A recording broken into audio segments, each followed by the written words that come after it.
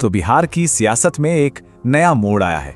नीतीश कुमार मुख्यमंत्री तो हैं, पर असली पावर किसके हाथ में है?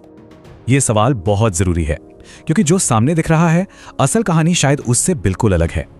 कहने को तो फैसले पटना में लिए जा रहे हैं, पर असली खेल तो दिल्ली से चल रहा है। बताया जा रहा है कि बिहार सरकार पर अब गुजरात लॉबी का कंट्रोल है, यानी मोदी और शाह का।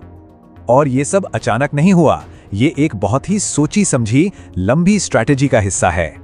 अब जरा इन नामों पर गौर कीजिए। बीजेपी के खास नेताओं को बड़े बड़े पद दिए गए हैं। और ये सिर्फ आज की बात नहीं, ये तो 2030 को ध्यान में रखकर बनाया गया एक लंबा प्लान है। तो ये प्लान काम कैसे करता है? इसके 3 बिल्कुल साफ स्टेप्स हैं। चलिए समझते हैं। पहला और सबसे जरूरी कदम, राज्य में युवा और महिला नेताओं की एक नई फौज तैयार करना। श्रेयसी सिंह जैसे नए चेहरों को मौके मिल रहे हैं। मकसद है पार्टी में नई लीडरशिप तैयार करना।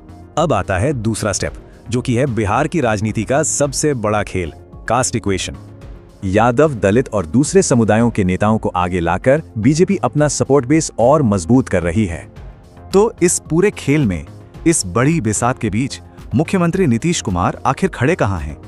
बात तो ये भी है कि नीतीश कुमार के ही कुछ सबसे करीबी लोग अब बीजेपी के पाले में हैं। इसका सीधा मतलब है नीतीश कुमार अब पहले की तरह खुलकर फैसले नहीं ले पाएंगे। ये सब दिखाता है कि बिहार की राजनीति अब एक नए दौर में जा चुकी है। और आखिर में ये एक लाइन सब कुछ साफ कर देती है।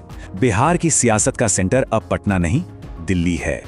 दिल्ली के बढ़ते असर का बिहार की सियासत पर गहरा प्रभाव पड़ेगा। लेकिन अगला चैप्टर क्या होगा,